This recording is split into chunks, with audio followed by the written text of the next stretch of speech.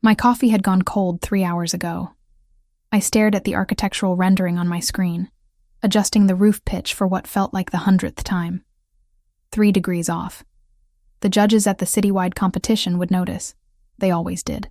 I glanced at the clock. 11:47 p.m. The 8th floor of this Manhattan office building was silent except for the hum of my computer and the distant wail of sirens somewhere in the city below. Everyone else had left hours ago. Even my boss had stuck his head in around 9, told me to go home, get some rest. But this project was my chance. Senior architect. Maybe my own firm someday. I just needed to win this competition. My stomach growled. When had I last eaten? Carmen would lecture me about that tomorrow.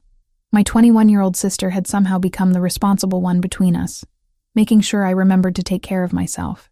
7 years since our parents died in that car accident, and she still worried I'd work myself to death. I hit save and leaned back. The rendering finally looked right. Clean lines, functional beauty, a community center the neighborhood desperately needed. For the first time all night, I smiled. The fire alarm shattered the silence. The piercing wail made me jump, my heart slamming against my ribs. I grabbed my phone and bag, leaving my laptop behind as I yanked open my office door. Heat slapped my face. Smoke, thick and acrid, was seeping through the hallway. Not a drill, not burnt popcorn. Real fire. The emergency lights cast everything in hellish red as I ran toward the south stairwell. I knew this building's layout by heart. We'd consulted on the renovation 2 years ago. I pushed through the metal door into the concrete shaft and immediately started coughing.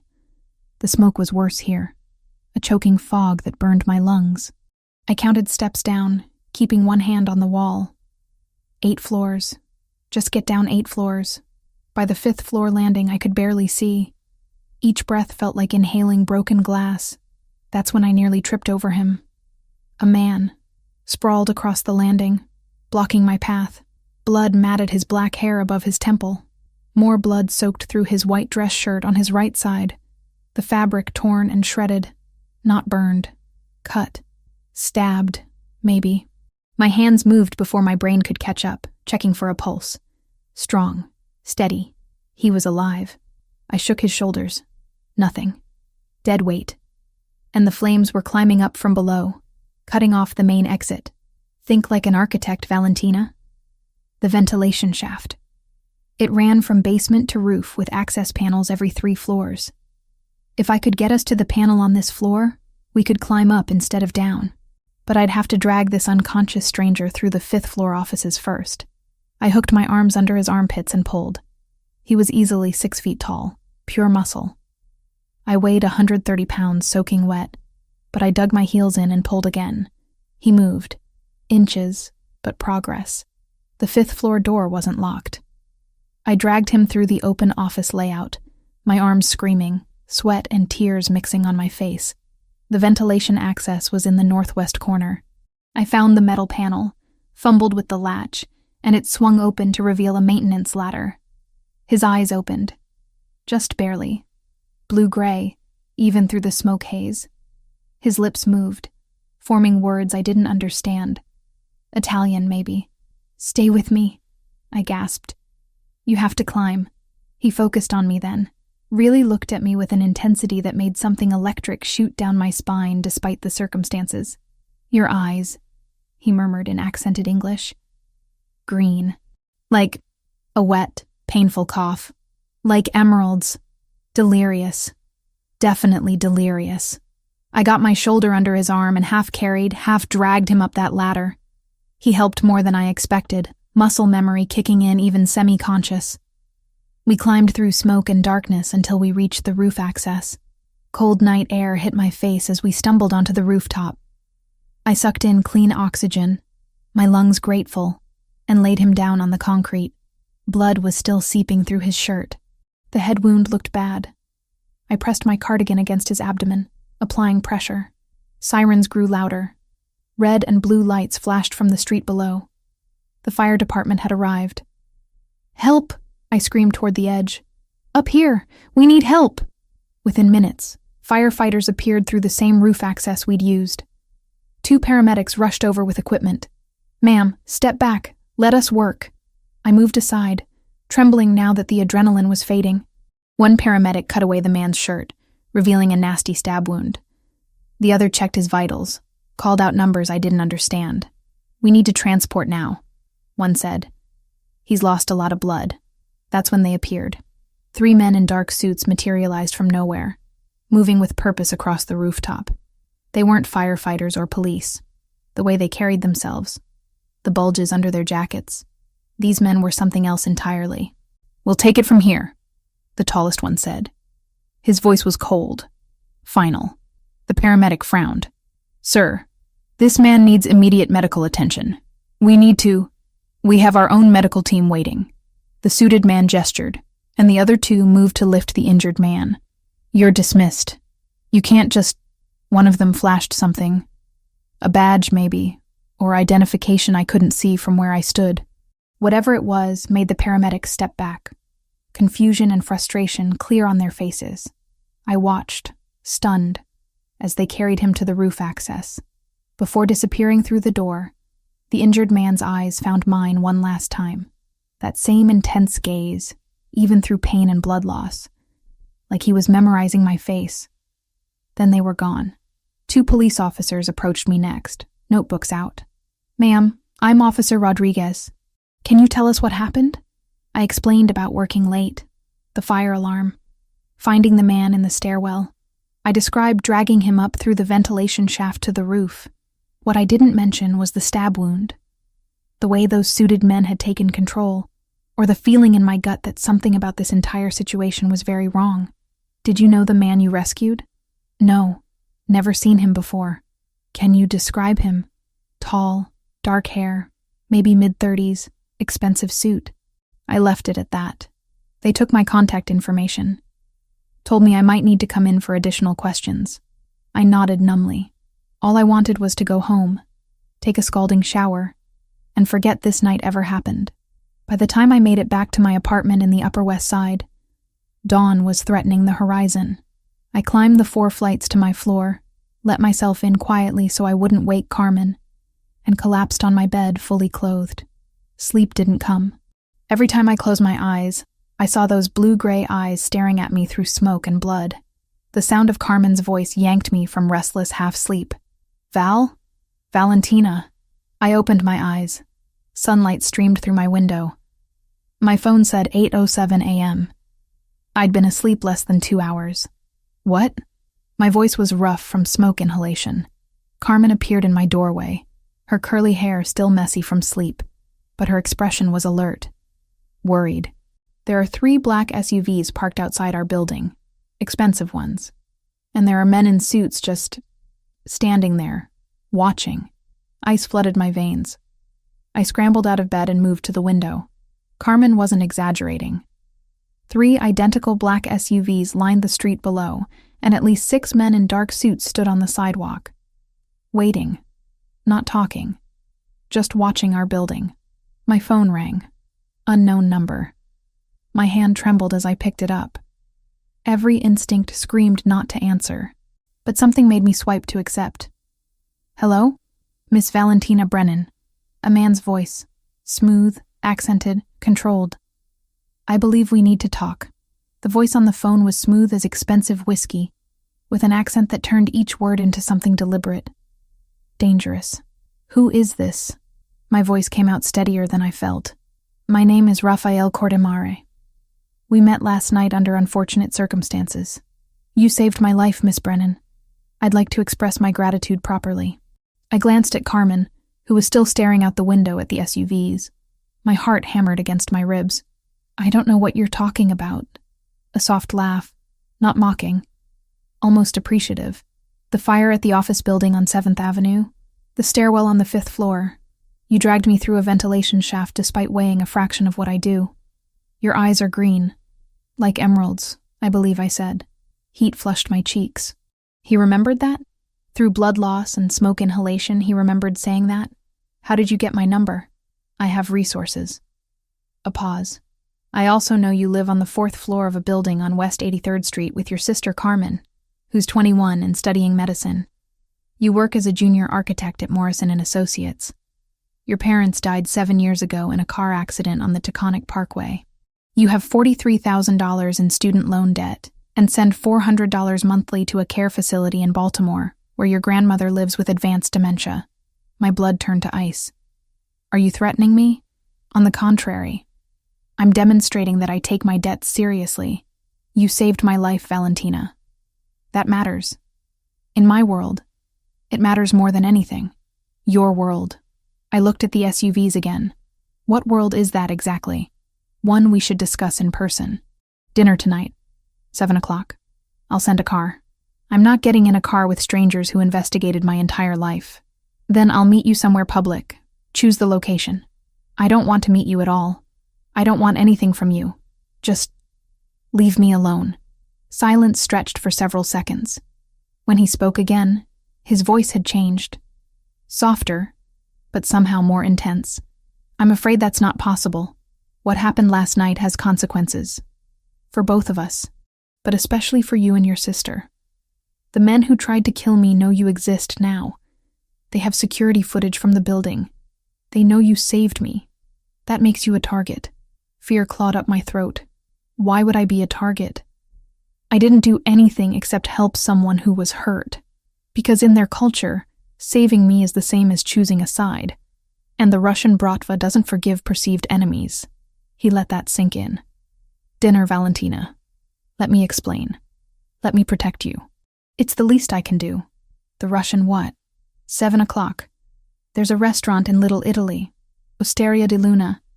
I'll reserve it. I can't just... The SUVs will leave once you agree. They're there to ensure no one else gets to you first. My hands were shaking. I looked at Carmen, who was chewing her bottom lip, anxiety written across her face. Fine. 7 o'clock. But I'm driving myself. As you wish. The address will be sent to your phone. He paused. Thank you, Valentina. For last night, and for tonight. The call ended. The SUVs pulled away within minutes, disappearing into Manhattan traffic like they'd never been there. Val, what the hell is going on? Carmen grabbed my arm. Who was that? The man from the fire. I sank onto the couch. He wants to thank me. Apparently. With a fleet of SUVs and men in suits? That's not normal gratitude. No. I rubbed my face. It's really not. 7 o'clock arrived too quickly. I'd spent the day Googling Rafael Cortemare and finding almost nothing. No social media. A few business records linking him to import companies and restaurants. One society page photo from 3 years ago at a charity event, where he stood in a tuxedo looking like he owned the room. I chose black jeans and a simple green sweater. Nothing fancy. This wasn't a date. This was... I didn't know what this was. Osteria di Luna was tucked on a quiet street, the kind of place tourists walked past without noticing. Old-world Italian, with ivy climbing the brick facade and warm light glowing through leaded glass windows. The front door was locked. I knocked. A man in a suit opened it. Not the same ones from this morning, but cut from the same cloth. He looked at me, nodded once, and stepped aside. The restaurant was empty except for one table. Every other surface had been cleared, chairs stacked, like the place had been closed for a private party of 2. Rafael Cortemare stood from the table as I entered. Seeing him upright, cleaned up, not bleeding or unconscious, stole my breath. He was taller than I remembered. 6'2", maybe 6'3". His black suit was immaculate, tailored to perfection. His hair was combed back from his face, still damp like he'd recently showered. Those blue-gray eyes tracked me across the room with the same intensity I remembered from the rooftop. A small bandage covered his temple where the head wound had been. He moved carefully, like his ribs hurt. The stab wound, probably. But he didn't show pain, just control. Valentina. He said my name like he was tasting it.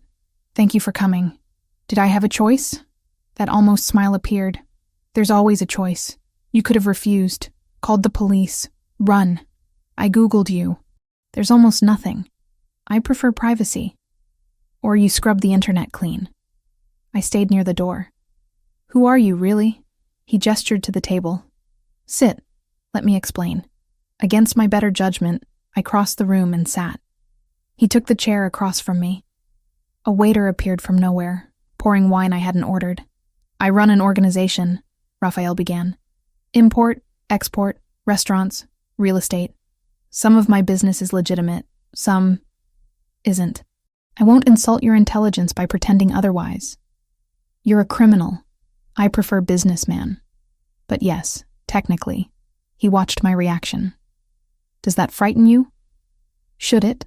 Not from me. I don't hurt innocents. I have rules, lines I don't cross. His fingers drummed once on the table. The men who attacked me last night don't share those rules. They're Russian, Bratva, organized crime from Moscow trying to take over territory on the East Coast. I was meeting an informant who claimed to have information about their operations. It was a trap. They tried to kill you. Yes, 2 men ambushed me in that office building. I managed to eliminate them, but not before taking damage. They hit my head, stabbed my side, then set the fire to destroy evidence. I would have died if you hadn't found me. His eyes held mine. You risked your life for a stranger. Why? Because you needed help. That's it? No hesitation? No thought for your own safety? I'm a human being. You were hurt. I couldn't just leave you. Something shifted in his expression. Softness I didn't expect. Most people would have, especially in this city. You're unusual, Valentina Brennan. The waiter returned with food I hadn't ordered. Fresh pasta, perfectly seasoned. My stomach reminded me I'd barely eaten all day. I don't want your money, I said. Or gifts. Or whatever you think you owe me. What do you want? To go back to my normal life. To stop being involved in whatever this is. Rafael leaned back, wincing slightly. The movement pulled at his injury. I can't give you that. The Bratva knows your face now. They'll come for you eventually. To punish me through you. Or to use you as leverage. Then what am I supposed to do? Let me protect you. And your sister. By surrounding us with armed men? By controlling where we go? By keeping you alive? His voice hardened. Make no mistake, Valentina. These men will hurt you. They'll hurt Carmen. They don't care that you're innocent. Fear curled in my stomach, but I pushed it down. And what do you get out of protecting me? Nobody does something for nothing. Peace of mind. He picked up his wine glass. And perhaps your company. I find you fascinating. I'm not fascinating. I'm an architect who works too much.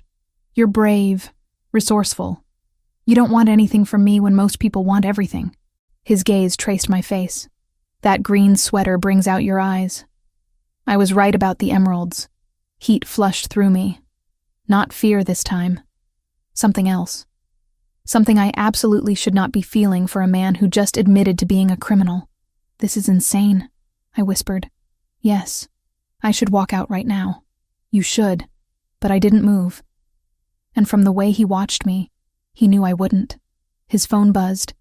He glanced at it, and his entire demeanor changed. The relaxed, almost flirting vanished, replaced by cold calculation. What? I asked. He turned the phone toward me. A photo filled the screen.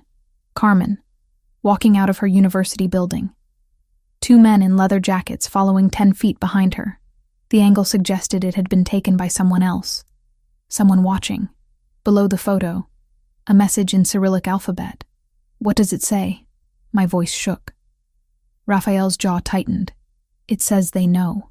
Rafael was on his phone before we even left the restaurant, speaking rapid commands in a language I assumed was Italian. His entire demeanor had shifted from the almost charming man across the dinner table to something cold and lethal. This was the real Rafael Cortemare, the one who ran a criminal empire. Get Carmen, now.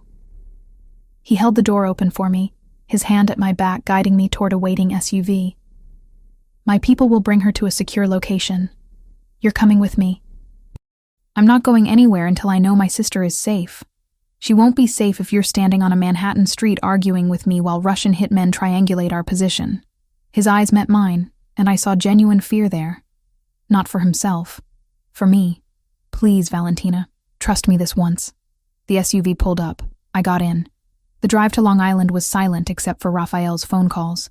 He switched between English and what I now recognized as Italian, coordinating movements like a general preparing for war. I caught names: Gabriel, Sophia, Elena. People in his organization, apparently loyal enough to mobilize at midnight. "Where are we going?" I finally asked. "My home. It's the most secure property I own. Walls, cameras, armed guards. The Bratva won't get within a mile without me knowing. For how long?" "Until I eliminate the threat." He said it so matter-of-factly. "Until I eliminate the threat." Like he was talking about fixing a leaky faucet, not killing people. The mansion appeared through the trees like something out of a Gothic novel. Stone and glass, lit from within, surrounded by walls that looked more suited to a military compound than a home. Guards stood at the gate, nodding as we passed through. Rafael helped me out of the SUV. His hand lingered on mine, warm and steady. "Welcome to my home. This isn't a home. It's a fortress. It needs to be." He led me inside. The foyer was massive, all marble and dark wood. Tasteful, expensive. Nothing like I expected from a mob boss. "Your sister will be here soon. Gabriel is with her." As if on cue, another SUV pulled up. Carmen burst through the front door, her eyes wild with panic, and threw herself into my arms. "Val, what the hell is happening? These men showed up at my dorm and said I was in danger. They wouldn't let me call you. They just put me in a car and—" "I know. I'm sorry." I held her tight. "It's complicated." A woman entered behind Carmen. Late 40s, silver-streaked black hair pulled back severely, wearing a suit that screamed competence and danger. She moved like someone who'd seen violence and wasn't afraid of it. "Sofia Montesani," Rafael introduced. "My advisor and most trusted associate." Sofia's dark eyes assessed me thoroughly. "So you're the woman who saved his life." I didn't know who he was at the time. Lucky for him. Sofia turned to Rafael.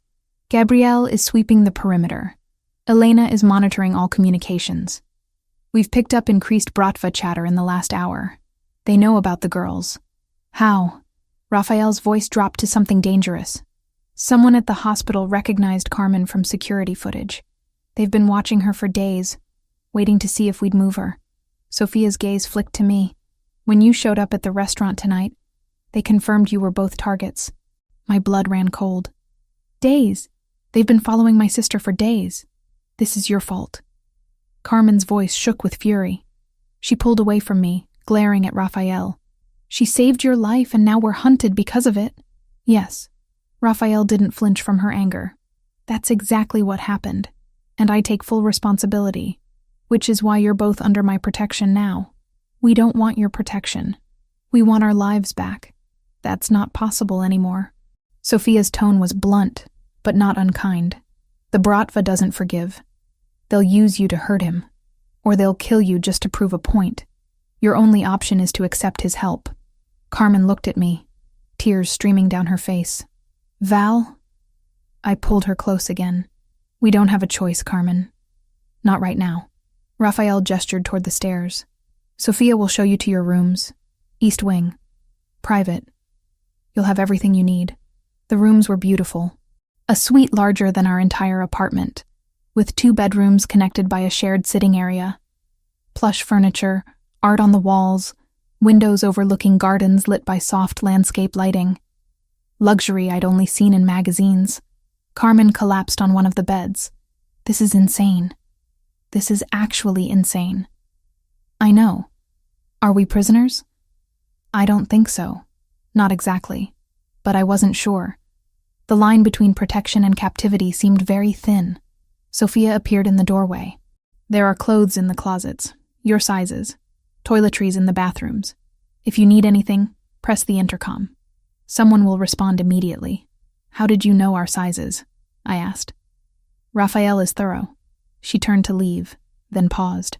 "For what it's worth, he's genuinely trying to keep you safe. He doesn't make promises lightly." After Sofia left, I helped Carmen get ready for bed. She was exhausted, emotionally wrung out. Within minutes of lying down, she was asleep. I wasn't tired. Too much adrenaline, too much fear, too many questions racing through my mind. I changed into pajamas someone had provided, soft cotton that fit perfectly, and left the suite. The mansion was quiet. I wandered through hallways, memorizing the layout with my architect's eye. North wing offices, South wing private quarters. Center was public spaces. And then I found the library. Floor-to-ceiling books, leather furniture, a fireplace crackling with dying embers, and Rafael, sitting in a wing-backed chair with a crystal tumbler of amber liquid, staring into the flames. "Can't sleep either?" I asked from the doorway. He looked up, and something in his expression softened. "The guest accommodation's not to your liking. They're beautiful. Probably the nicest room I've ever been in."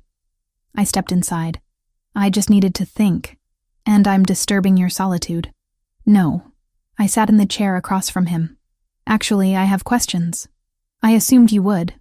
He took a slow sip of his drink. "Ask. That scar on your eyebrow. How did you get it?" He touched it unconsciously. "My father. I was 12. My mother had just died of cancer. At the funeral, I cried. He said customary men don't show weakness. When we got home, he hit me with his ring. Split the skin. Told me to remember. Horror curled through me. Your father did that? He did worse to others. He was a brutal man. Effective, but brutal." Rafael's eyes met mine. "I'm not him, Valentina.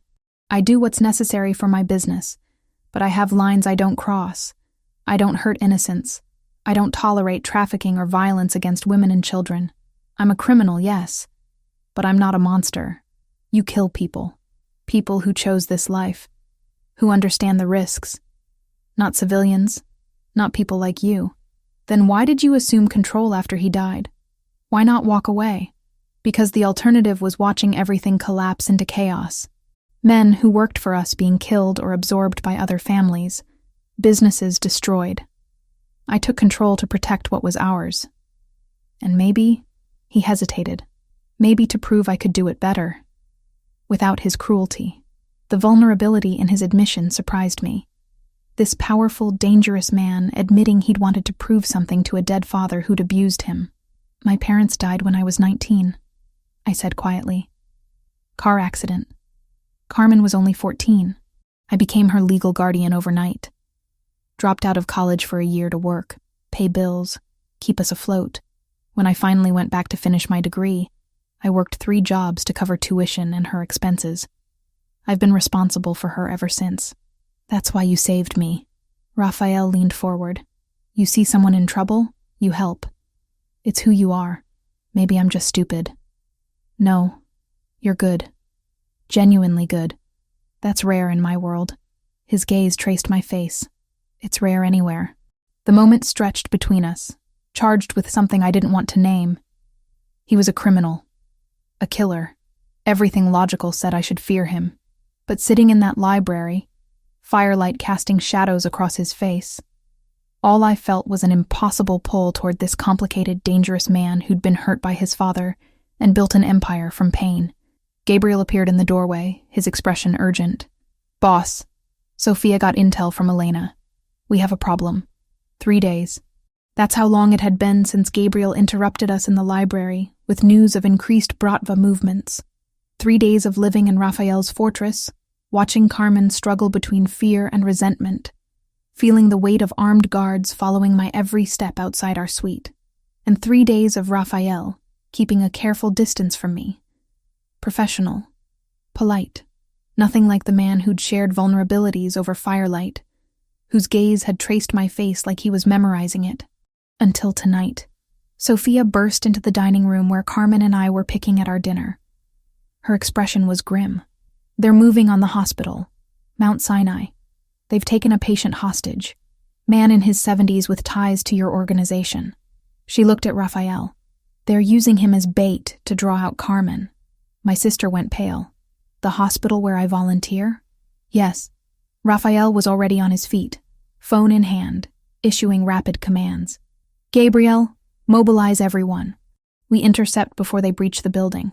"Wait." I stood too. "I know that hospital. My firm did the renovation plans 2 years ago. I know every entrance, every stairwell, every blind spot in their security." Rafael barely glanced at me. "Not relevant. You're staying here." "It's completely relevant. If you want to evacuate patients without causing panic, I can tell you exactly how to move through the building without triggering main hallways. I can help." "Absolutely not." She has a point, boss. Gabriel appeared in the doorway, already armed. Hospital layouts are complicated. Having someone who knows the architecture could save time. She's a civilian. She's also the reason we're in this mess. I regretted the words the moment they left my mouth. But I didn't take them back. Let me help fix it. Rafael's jaw tightened. For a long moment, he just stared at me. Then reluctantly, fine, but you wear a vest, and you follow my orders exactly. No arguments. No heroics. The bulletproof vest was heavy, uncomfortable, making it hard to breathe as I climbed into the SUV. Rafael sat beside me, silent and coiled tight like a spring about to snap. Why did you really agree? I asked quietly. Because you're stubborn enough to try something foolish if I left you behind. His eyes met mine. And because I can protect you better if you're where I can see you. We reached Mount Sinai at 4:37 a.m. The hospital was a massive complex of interconnected buildings, most of the windows dark at this hour. Rafael's men were already positioned around the perimeter. Sophia coordinated through an earpiece, her voice calm and efficient. Security is on our payroll, she told me. They're evacuating the patient quietly through the service elevator. You need to guide our people through the fastest route to the underground parking where the exchange is supposed to happen. My architect's brain kicked in. I pulled up the renovation plans on my phone, traced the route with my finger. There. Loading dock access to the basement level, connects directly to parking structure. Avoids all main corridors. Smart girl, Gabriel murmured. We moved through the hospital like ghosts. I led 6 of Rafael's men through maintenance corridors I'd memorized from blueprints, past sleeping patients and skeleton crew nurses who never noticed us. By the time we reached the underground parking level, it was 5:03 a.m. The Russians were already there. 4 men. Maybe 5. It was hard to tell in the shadows cast by flickering fluorescent lights. They stood near a black van, weapons visible. Professional. Calm. Waiting. Rafael stepped forward into the light, and I finally saw him as he truly was. Not the vulnerable man sharing whiskey by firelight, not even the controlled businessman across a dinner table. This was Rafael Cortamare in his element. Cold, lethal, absolute. You're on my territory. His voice carried across the concrete expanse. Leave, now. One of the Russians laughed. Cortamare, we were hoping you'd come yourself. Makes this easier. Where's the patient? Released. We don't actually want him. We want the sister. He gestured vaguely in my direction, even though I was hidden behind a pillar. The one who saved your life. Viktor Sokolov sends his regards. Tell Viktor he can deliver his regards in person. Rafael's hand moved to his weapon. After I'm done with you. Everything happened at once. Gunfire erupted. I ducked behind the pillar, hands over my ears, my heart trying to punch through my ribs. The sound was deafening in the enclosed space. Concrete exploded where bullets struck. Glass shattered. Men shouted in Russian and Italian. Through the chaos, I watched Rafael move. Fluid, precise. Each shot calculated. He wasn't just fighting. He was conducting a lethal symphony, his men moving in perfect coordination around him. This was what true power looked like. Not wealth or influence. This. Command over life and death. I saw the ricochet before I understood what was happening. A bullet struck the metal frame of a parked car, angled wrong, bounced toward me at impossible speed. Rafael was there. I didn't even see him move. 1 second he was 20 feet away. The next he was in front of me, his body between mine and the bullet.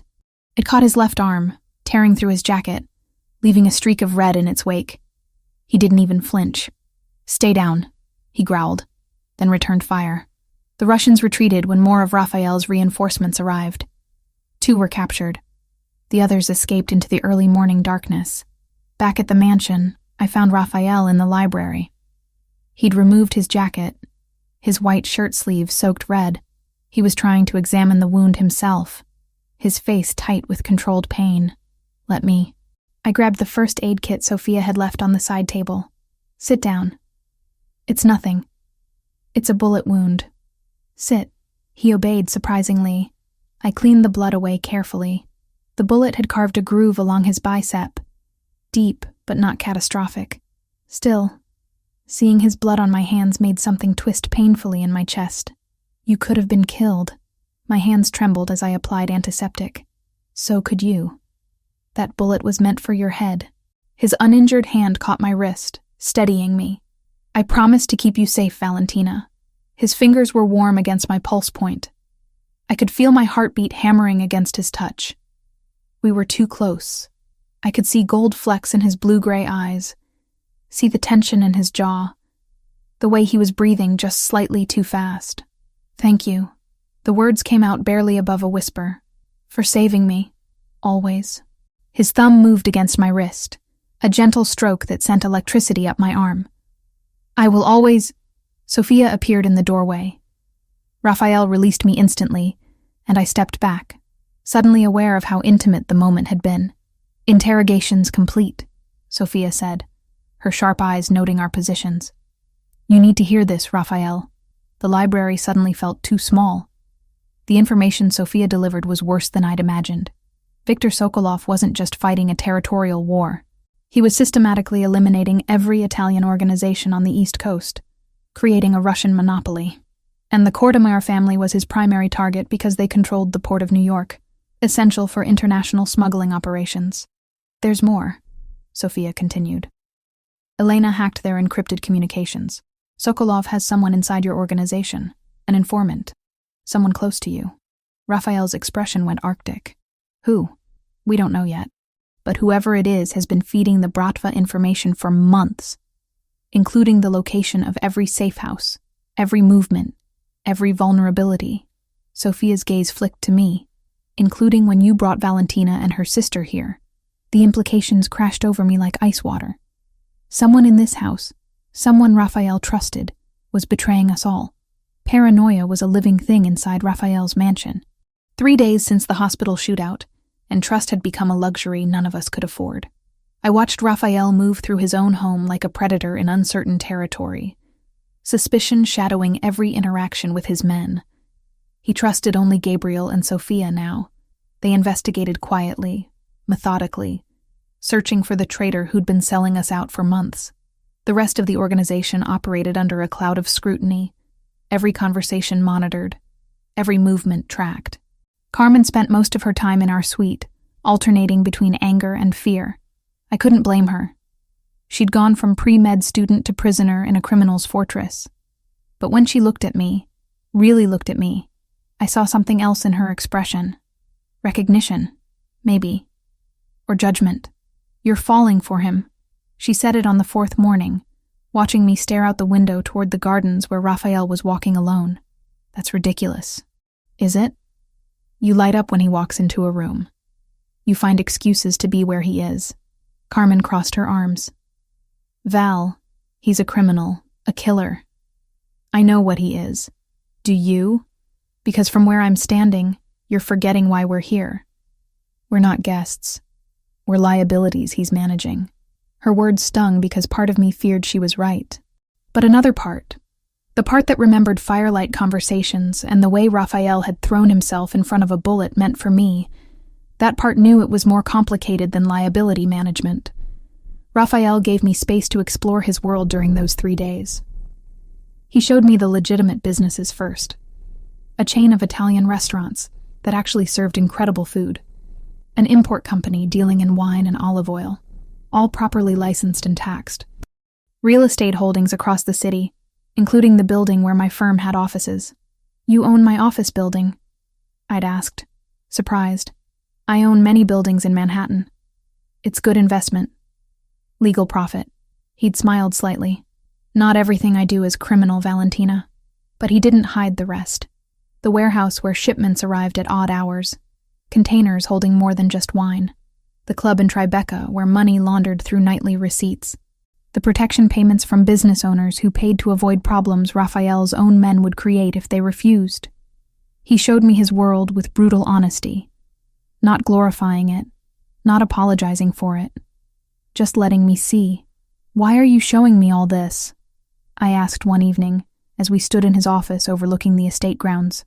Because if you choose this, choose me. You should know exactly what you're choosing. His hand rested near mine on the window frame, not quite touching. I won't lie to you, Valentina. Not about who I am or what I do. That night, unable to sleep, I found myself on the second-floor balcony. The moon was full, casting silver light across the gardens I'd been sketching designs for all week. A distraction from fear, a way to feel useful. You're always awake when you should be sleeping. Rafael's voice came from behind me. I turned. He stood in the doorway, dressed casually in dark slacks and a white shirt, sleeves rolled to his elbows. Less armor than usual. More human. So are you. I have an empire to protect. What's your excuse? A sister to worry about, and a life that's completely fallen apart. I held up my sketchbook. This helps. Designing something beautiful even when everything feels chaotic. He moved closer, looking at my drawings. The garden redesign I'd imagined for his property. More organic than the current geometric layout. Softer edges. Hidden spaces for privacy. Beauty mixed with function. You see potential where others see only what exists. His finger traced one of my sketches. You'd transform this place. Gardens are about growth, change, evolution. I met his eyes. Even in dark soil, beautiful things can grow. The metaphor wasn't lost on either of us. Teach me something, I said suddenly, about your heritage, your language. What do you want to know? Tell me what you think when you look at me. The boldness surprised us both. Rafael's expression shifted. Vulnerable. Raw. I think you're the most dangerous thing that's ever entered my life. Not because you threaten me. Because you make me want things I have no right wanting. You make me believe I could be more than what my father made me. The air between us crackled with tension that had been building for days. Weeks, maybe. Since that first moment on the rooftop when smoke-filled eyes had met mine. Rafael, he kissed me. Not gentle, not tentative. Deep and consuming, like he was drowning and I was oxygen. His hands cupped my face, angling my mouth to his, and I melted into him completely. Every rational thought evaporated. There was only this, only him. Only the way my body recognized his, like coming home to something I'd been searching for my entire life. When we finally broke apart, both breathing hard, his forehead rested against mine. I can't do this to you, he whispered. You deserve someone clean. Someone who won't wake you with nightmares, or put you in danger just by loving you. Someone better than me. I grabbed his shirt, fisting the fabric, keeping him close. Stop deciding what I deserve. I'm 27 years old, Rafael. I've raised a sister since I was 19. I've worked 3 jobs while finishing my degree. I've survived loss and debt and impossible choices. I'm not some naive girl who needs protecting from her own decisions. Valentina. I choose you. The words came out fierce, certain. I choose this. Whatever happens, I'm choosing it with my eyes open.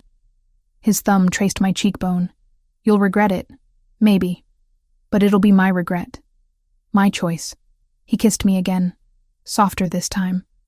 Reverent. Like I was something precious he was afraid of breaking. A crackling sound interrupted us. Rafael's radio, clipped to his belt. Elena's voice, urgent and tinny. Boss. Now. We found him. Rafael pulled away immediately. All business again. But his hand caught mine, squeezed once, before he pressed the radio button. Talk to me. The traitor. It's Adriano Luminari. I watched Rafael's face transform. Cold. Lethal. You're certain? Positive. Elena traced encrypted communications back to his phone. He's been feeding the Bratva everything for 8 months. Since... Sophia's voice cut in. Since you initiated the territorial push that got his brother killed. Where is he now? That's the problem. Elena's voice was grim. He just sent a message to the Russians. He gave them the Queen's Safehouse location, where Carmen was moved yesterday. My heart stopped. Carmen? Gabriel's with her. Only 4 men for security. We thought it was temporary, just overnight. Sophia's voice tightened. Russians are mobilizing. Elena intercepted the chatter. They'll be there in 15 minutes. Rafael was already moving, pulling me with him toward the stairs. Get everyone, now, full mobilization. Rafael! My voice broke. My sister. I know. His eyes met mine, and I saw the promise there. I'll get her back. I swear it. We ran through the mansion, sirens already blaring, men scrambling to vehicles. Carmen was in danger because of me, because I'd saved Rafael, because I'd chosen this world, and we had 15 minutes to save her life. The drive to Queens was 40 minutes of pure hell. I sat in the back seat of the SUV, pressed between Rafael and Sofia, watching city lights blur past at speeds that should have terrified me. But fear for Carmen eclipsed everything else. Rafael was on the phone constantly, coordinating his forces in clipped Italian. His face was carved from stone, emotionless, but his hand found mine in the darkness, fingers interlacing, grip almost painful. That squeeze was the only indication he felt anything at all. "We're 5 minutes out," Gabriel's voice crackled through the radio. "I've got visual on the Safehouse. Gates intact. No movement outside." Rafael's jaw tightened. "Stay sharp." We arrived at 2:47 a.m. according to the dashboard clock. The Safehouse was a nondescript building in a residential neighborhood, the kind of place that blended into Queen's anonymity. Except the gate hung crooked on its hinges. The front door stood open, and even from the street, I could see broken glass glittering on the concrete. Rafael was out before the SUV fully stopped, weapon drawn, moving toward the building with lethal precision. Gabriel and 4 other men flanked him. Sofia grabbed my arm when I tried to follow. "Stay in the vehicle. That's my sister in there. Which is why you stay here. You can't help her if you're dead." I watched through the windshield as they entered the house. Every second stretched into eternity. Then Rafael emerged, supporting Gabriel. Blood streaked Gabriel's face from a gash above his eye. He was conscious but staggering. Rafael's expression when he looked at me confirmed my worst fear. Carmen was gone. I was out of the SUV and running before Sofia could stop me. Inside the safe house, I found 2 of Rafael's men dead. Clean shots to the head. Professional. The kind of killing that left no room for survival. "How long?" Rafael barked at Gabriel. "Maybe 10 minutes. They came through the back. 6 of them. Took Carmen and vanished." Gabriel winced. "I'm sorry, boss. I tried." "I know." Rafael's voice was ice. "Elena, talk to me." The woman's voice came through his earpiece, loud enough for me to hear. "I'm in their system. Hacked the cameras at 3 Bratva locations. Found her. Red Hook, Brooklyn. Warehouse district near the old grain terminal." "How many hostiles?" "Can't tell. But Sokolov just sent a message." Elena's voice dropped. "He wants to trade. Carmen for Valentina. Says you have 1 hour to decide." The world tilted. Rafael's eyes met mine, and I saw something break in them. Fury mixed with desperation. "Not happening." "Rafael?" "No." He grabbed my arms. "I will not trade your life for hers. We're going in. Full assault. I'll get Carmen out. And if he kills her the moment you breach that warehouse?" My voice shook. "He's using her as bait. But it's me he really wants. Let me do this." "Valentina, no. She's 21 years old. My sister. My responsibility." Tears blurred my vision. "This is my fault. I saved you. I brought this down on her. Let me fix it." Sofia touched Rafael's shoulder. "Boss, we need to move. 1 hour isn't much time." Rafael's hands tightened on my arms. Then he pulled me against his chest, held me so tight I couldn't breathe. "I will come for you. Both of you. Do you understand? This isn't goodbye. This is me asking you to trust me one more time. Always." He kissed me then. Hard and desperate, and full of promises we both knew he might not be able to keep. Then he released me and turned to his men. "We have 53 minutes. Get me schematics of that warehouse. I want every entry point, every window, every way in and out. Sofia, coordinate with the other families. I don't care what favors I owe. I need every available man in Red Hook in 40 minutes. The plan was flawless. Precision, strategy. Everything Rafael was famous for. Except I wasn't part of it. Back at the mansion, they left me in the command center with Elena monitoring her screens. Rafael and his forces mobilized, heading for Red Hook. I had 20 minutes before they arrived at the warehouse. 20 minutes to do what I had to do. Elena was brilliant with technology, but useless at physical security. I'd been studying this mansion for days, using my architect's eye to memorize layouts, to notice the maintenance corridor that connected the east wing to the garage, the exit that bypassed all the main security checkpoints because it was designed for staff and deliveries. I found the corridor, slipped through like a ghost, and reached the garage where a dozen vehicles sat idle. Keys hung on hooks labeled by car. I grabbed the first set I found, climbed into a BMW, and drove through the service gate that opened automatically for outgoing vehicles. I was half a mile away before anyone noticed. I used my phone to call the number Sokolov had sent. A voice answered in accented English. "The Kortemar girl. Calling to beg? I'm calling to trade. Me for Carmen. I'm on my way to Red Hook now. Alone." Silence. Then, "You're lying. Kortemar would never allow it. He doesn't know. I left. Tell Sokolov I'll be there in 30 minutes. He gets what he wants. Me. But Carmen walks free. How do we know this isn't a trap? Because if Rafael knew I was coming, he'd stop me. This is my choice. My trade. Tell Sokolov." I ended the call before they could respond. My hands shook on the steering wheel. What I was doing was insane. Suicidal, probably. But Carmen was innocent. She'd been dragged into this because of me.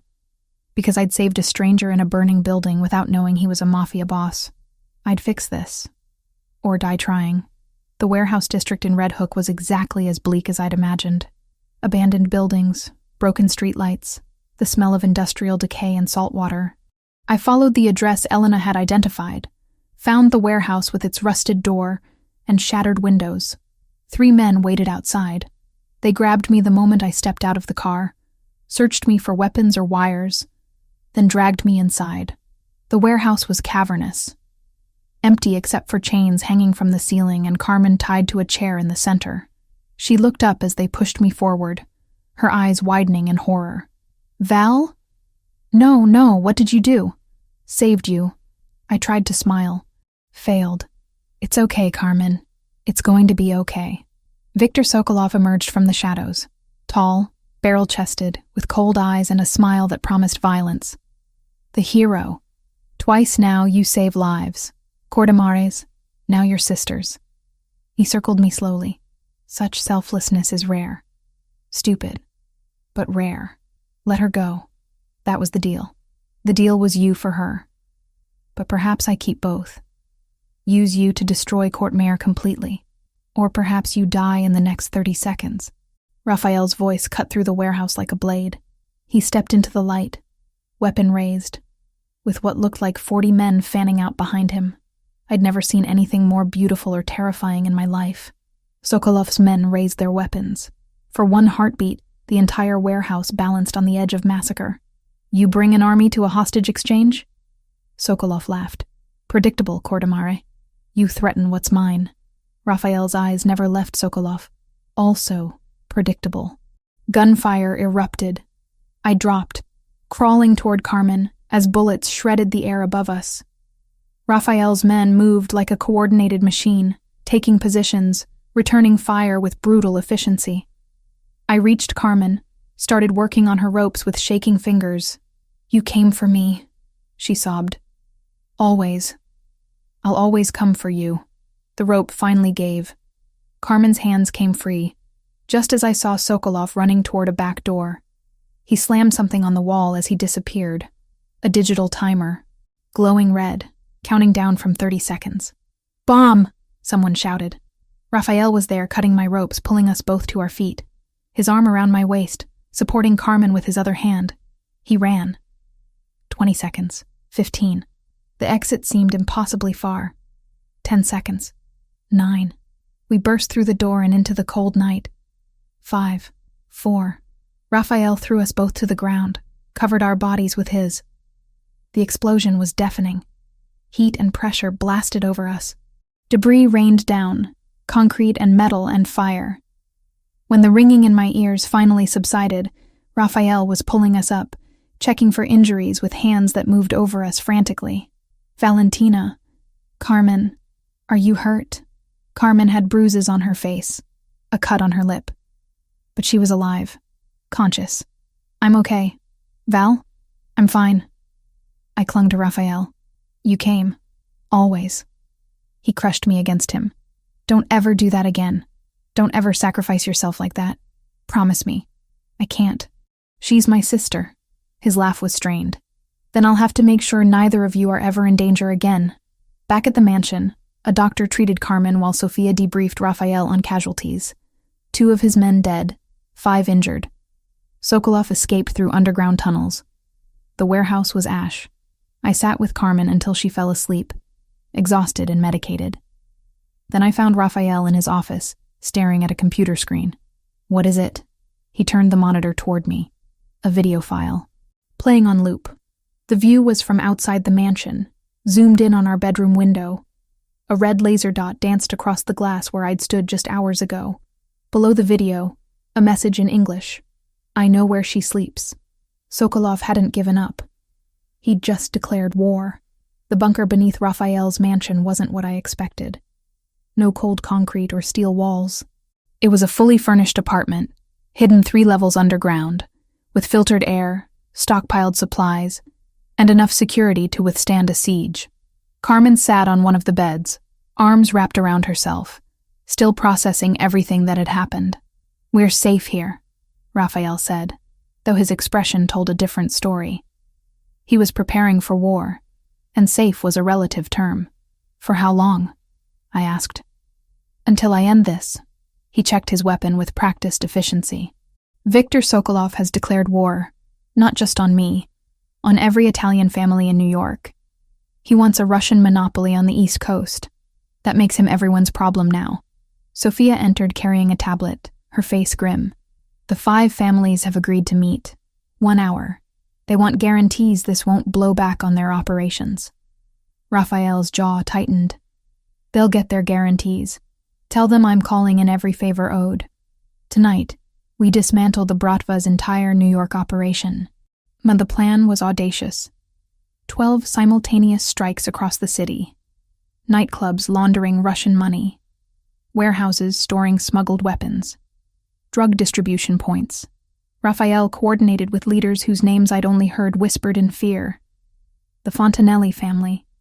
The Verziani brothers. Old enemies setting aside grudges because Sokolov threatened them all. Carmen watched me pace the bunker. You're going to do something stupid, aren't you? What? You have that look. The same one you had before you traded yourself for me. She stood, grabbed my arms.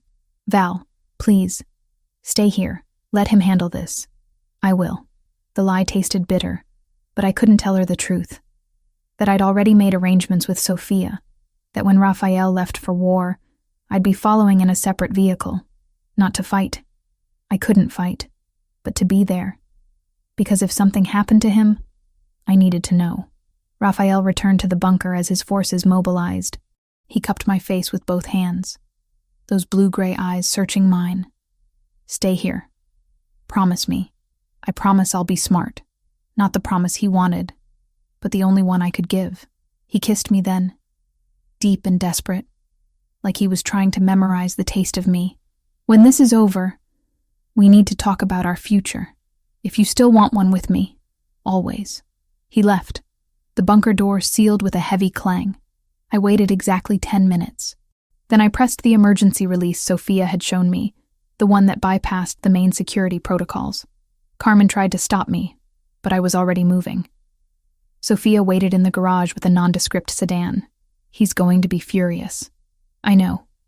I climbed in. But I can't sit in a bunker while he might be dying. The city transformed into a war zone that night. Elena coordinated through encrypted channels, her voice calm despite the chaos.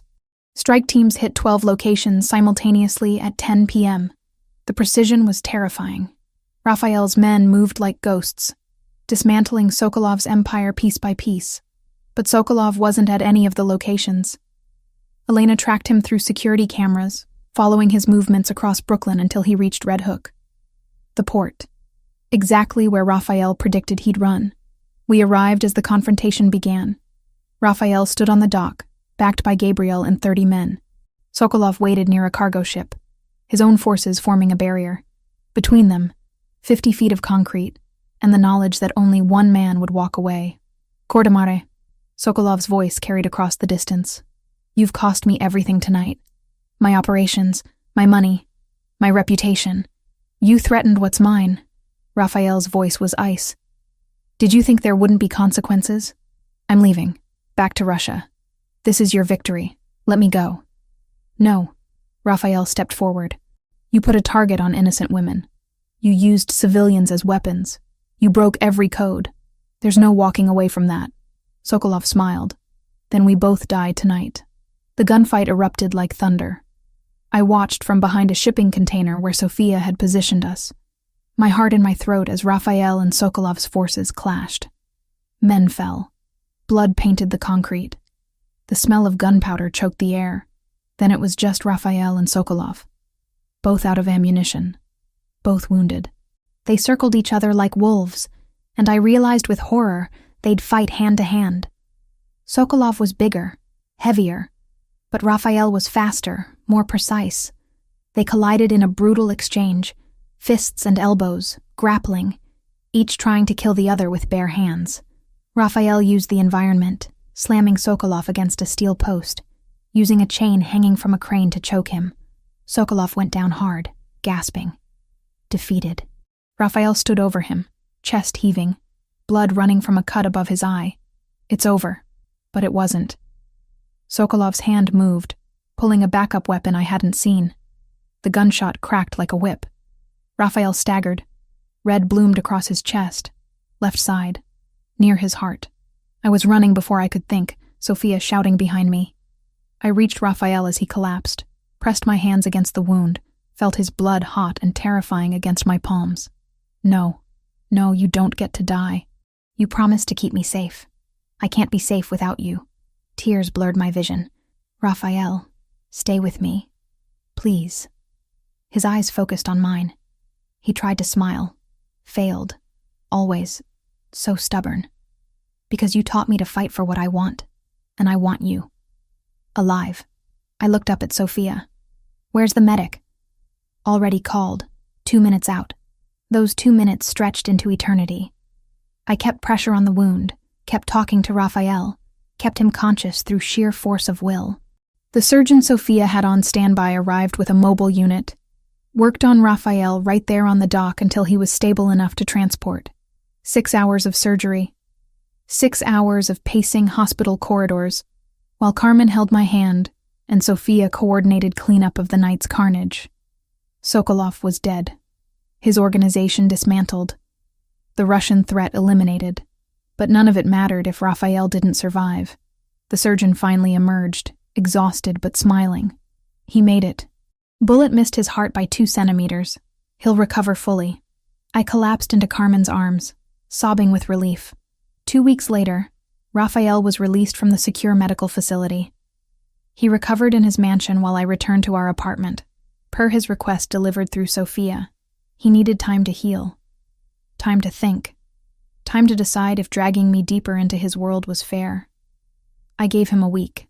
Then I couldn't take it anymore. I drove to the mansion, walked past guards who'd been ordered to let me through, and found Rafael in the library. He looked thinner, paler, but alive. So beautifully, impossibly alive. Valentina, no.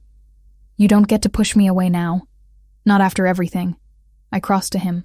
I chose this. I chose you. And I'll keep choosing you every single day if you let me.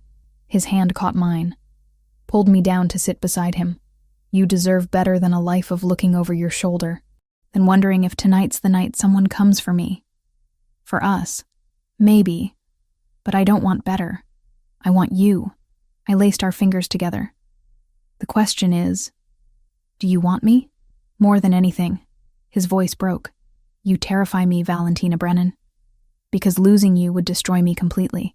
Then don't lose me. Keep me. Let me stay. He kissed me then.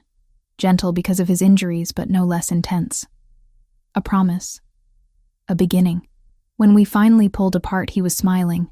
Really smiling. I love you, he said. Simple. True.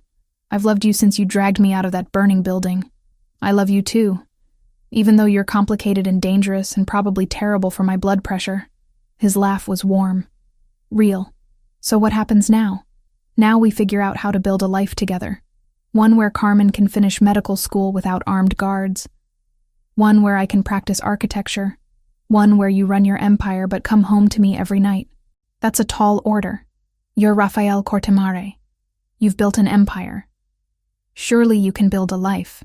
He pulled me closer, careful of his wounds. "With you? I'll build anything." 2 weeks felt like 2 years. I moved through my apartment like a ghost, going through motions that used to define my life. Work. Sleep. Worry about Carmen. Repeat. Except now every routine felt hollow, like I was playing a role in someone else's story. Carmen was seeing a therapist 3 times a week. Processing trauma, the doctor called it. She'd gone back to her classes, though I noticed the discreet SUV that followed her to campus each morning. Rafael's doing, though he communicated everything through Sophia now, keeping his distance, giving me space I never asked for. "You should call him," Carmen said one evening, watching me stare at my phone for the 100th time. "He doesn't want to hear from me. He almost died saving us. I think he wants to hear from you." She crossed her arms. "Val, I was wrong before. About judging you for falling for him. After everything he did, the way he mobilized an entire city to get me back, the way he looked at you on that dock." She trailed off. "That's not just protection. That's love. It doesn't matter. His world is too dangerous. He knows it. I know it. But even as I said the words, I didn't believe them. On the 3rd Thursday, I couldn't take it anymore. I drove to Little Italy, to Osteria di Luna, where Rafael had taken me for our first real conversation. The same restaurant that had been closed just for us, where I'd first glimpsed the man beneath the armor. It was open to the public now. I asked for a table, was seated near the window, the same table where we'd shared wine and truths. I ordered pasta I didn't want. Drank wine that tasted like regret. Still can't sleep without making sure everyone else is taken care of first. I looked up. Rafael stood beside my table, dressed in a dark suit that made his blue-gray eyes even more striking. He looked healthier than 2 weeks ago. The color had returned to his face. But something in his expression was cautious, uncertain, like he wasn't sure I'd want him here. "Rafael." His name came out breathless. "What are you doing here?" "Sophia told me you were here." I couldn't stay away. He gestured to the empty chair. "May I?" I nodded, not trusting my voice. He sat slowly, carefully. "Still healing. I've been trying to give you space, to let you reconsider everything, to realize you deserve better than a life with me. Stop telling me what I deserve." I tried. His smile was sad. "For 2 weeks I tried to convince myself you'd be safer, happier without me, that the right thing was to let you go back to your normal life. But I can't lie to myself anymore, Valentina. I don't want to let you go." "Then don't. It's not that simple. My world will always be dangerous. There will always be enemies, always threats. I can minimize them, but I can't eliminate them completely. You'd be choosing a life of looking over your shoulder. I'd be choosing you." I reached across the table, took his hand. "I've spent 2 weeks pretending I could go back to who I was before that fire. Before you. And I can't. You changed me, Rafael. You showed me that I'm stronger than I thought. Braver. That I can face impossible things and survive. You showed me I could be more than what my father made me." His thumb traced circles on my palm. "That I could build instead of just destroy. That I could love someone more than power. So what happens now?" He was quiet for a long moment. When he spoke, his voice was steady but vulnerable in a way I'd never heard. "I can't offer you safety. I can't promise there won't be danger. But I can promise you choice. Real choice, Valentina. You want to keep working as an architect? I'll support that. Want your own firm? I'll invest. Want to stay in your apartment? Keep distance from my business? We'll figure it out. Want children someday or never? Your decision. The only thing I can't offer is the choice of me not loving you. That's already been decided." Tears blurred my vision. "I choose you. Every day. Every risk. Every danger. I choose us." He stood, pulled me up with him, and kissed me right there in the restaurant. Deep and sure, and full of promises we'd spend a lifetime keeping. Around us, other diners pretended not to stare. I didn't care. Nothing existed except this man who'd saved me, as surely as I'd saved him. 6 months later, I stood on the balcony of a house I'd designed from scratch. Not in Long Island. Westchester instead, 45 minutes from Manhattan, surrounded by trees that would turn spectacular colors in autumn. The house blended security with beauty. Reinforced walls hidden behind elegant stonework. Bulletproof windows that let in streams of sunlight. Guard posts camouflaged as garden structures. It was a fortress that felt like a home. Rafael came up behind me, wrapped his arms around my waist, rested his chin on my shoulder. "What are you thinking about? How strange life is. 6 months ago, I was working late in an office building. Now I have my own firm. I live in a house I designed with the man I love. And I'm actually happy. You earned every bit of it." He pressed a kiss to my temple. "Your first commission came through, by the way. The community center in Little Italy. They approved your designs." I turned in his arms. "Really?" "Really. Sophia said it's brilliant. Contemporary design that honors the neighborhood's history." Pride shone in his eyes. "You're going to transform that neighborhood, Valentina. We're going to transform it. Your funding made it possible. Our partnership." He smiled. "In business and everything else." Carmen's laughter drifted up from the gardens below. She was walking with Gabriel, their heads close together, her hand in his. She'd finished her semester with honors, was thriving in her pre-med program despite everything, and she'd found something real with Gabriel.